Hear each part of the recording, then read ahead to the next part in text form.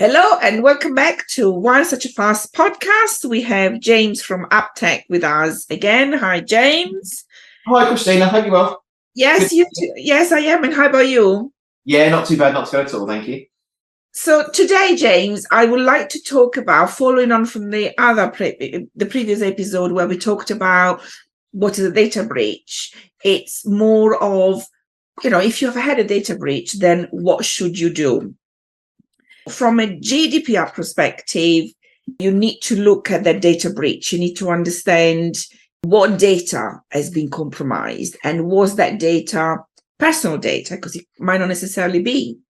Are you the controller or the data processor? Because again, depending on your role, you will have different responsibilities. And what type of data breach was it? Was it a breach of confidentiality or availability or integrity, as we saw in our previous episode about CIA? You want to understand the categories and roughly the numbers of individuals involved and also the personal data that has been compromised. Was the breach intentional? Was he malicious? Or was it an accident?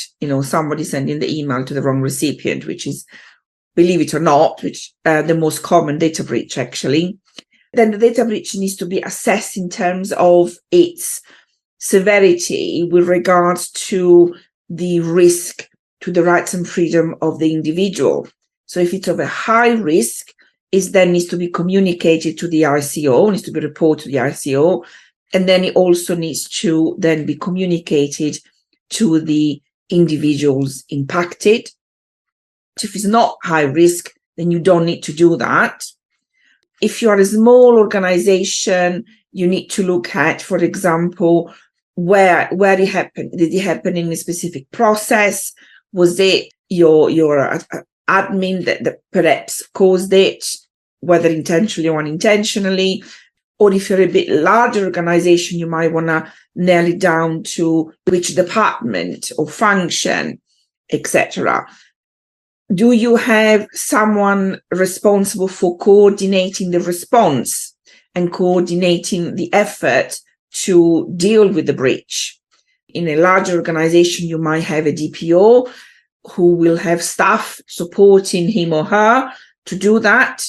In other organizations, you might have someone who you've nominated as accountable for such a role.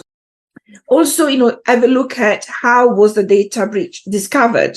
That might also give you a clue to some weaknesses in your processes, in your system, in how you, in your operating model, or perhaps even in your people. They might need retraining, for example, or training full stop. From a GDPR perspective, the GDPR is very much keen to understand the impact of the breach to the individual, so their rights and freedom, and make sure that no harm comes to them. That's the purpose of the GDPR. And therefore, you should be assessing that, which is what I've just mentioned. However, you should also look at the impact to the business. Or will the data breach have a financial impact or reputational impact or operational impact, etc., to your business? Because you should be assessing that as well. So it's not just about potential identity theft, discrimination, for example, to the individual, but it's also about the potential reputational damage and financial damage to you as an organization. And then as part of assessing the breach, you also need to contain that breach. So you need to make sure that you put measures in place to contain it, which could potentially be short-term measure. And at the same time, you should also be looking at the longer-term solution so that it avoid happening again. And we will look at those potential solutions in our next episode. The thing that the GDPR is keen on, for good reasons, is to have the breach recorded. So you want to have a register or a log where you're capturing the facts of the breach. And you do that for multiple reasons. One is, first of all, as I said, to record the facts. In case you're not reporting the breach to the ICO, and you're documenting the reason for not doing that, should you be audited. You're also recording the impact to the individual or data subject, the measures that you put in place to contain and remedy the breach. And that goes to demonstrate your accountability. So it's quite an important part of the data breach process to have a register. If you don't have one or you don't know what it will look like, I would recommend the GDPR toolkit that you can look at from my website at www.cvgsolutions.co.uk, where part of that toolkit, it's a full data breach process, data breach assessment tool, and also the register. So you have, from a GDPR perspective, all of the tools that you need to manage a data breach. James, from an IT perspective, what should you do in case of a data breach? Thank you, Christina. I was going to jump in a couple of times, but I didn't want to disturb you. From the IT perspective, we cover a small part of what a data breach is from a GDPR perspective, and there's some very different things to do.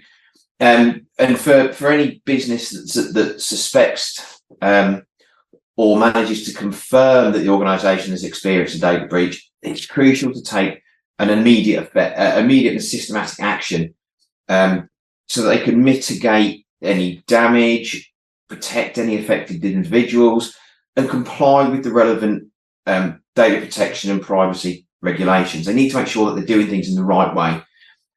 So hopefully they've got an incident response plan built from that, and thinking about it beforehand, because it will make life much easier if they ever have to respond to one. But parts of that from an IT perspective are making sure that they notify relevant stakeholders. And from an IT perspective, that's your organisational leadership and predominantly your DPO.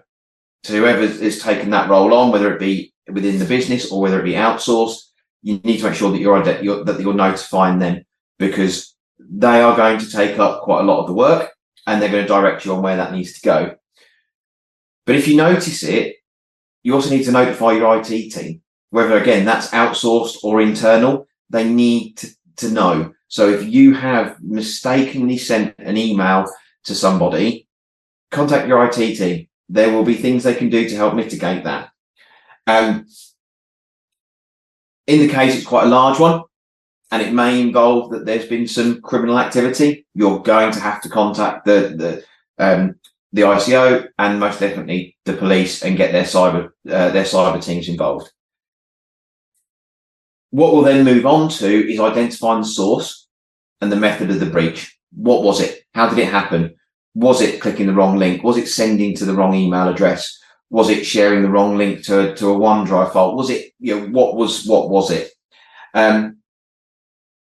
If we're in a ransomware attack or we're in a malware attack, we need to identify the affected systems and we need to prevent further unauthorized access. And especially if we're talking in regards to malware, disconnect the compromised device. I've had to be that man that's run downstairs in a previous role and literally yank the network cable out the back of a computer to stop it spreading a lovely piece of malware. At that point, once you've ring-fenced the problems, it's then about how you're going to contain it. So making sure that security patches, updates, you've made configuration changes, and you've addressed the vulnerabilities throughout the rest of the system and on the existing system. Change your passwords and access credentials. Make sure things like MFA are turned back on, and remove the malware or the viruses or any other components that will be affecting the systems.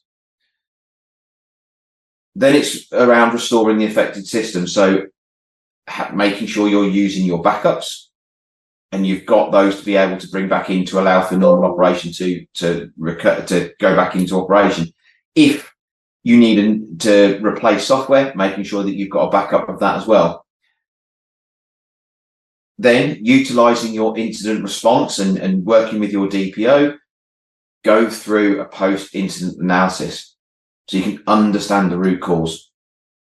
But from the IT perspective, it will be about the systems and the IT that you're using, where it's occurred, and how you then fix that and how you recover from it. You and I have spoken more about how you recover the reputational damage as well that comes from that. But again, I think that's for another podcast. Yes, there could be a series of podcasts just on that. No, brilliant, fantastic, James. Thank you for your input. Again, thank you very much. This concludes this episode. So see you all in the next one. Cheers. Bye. Bye.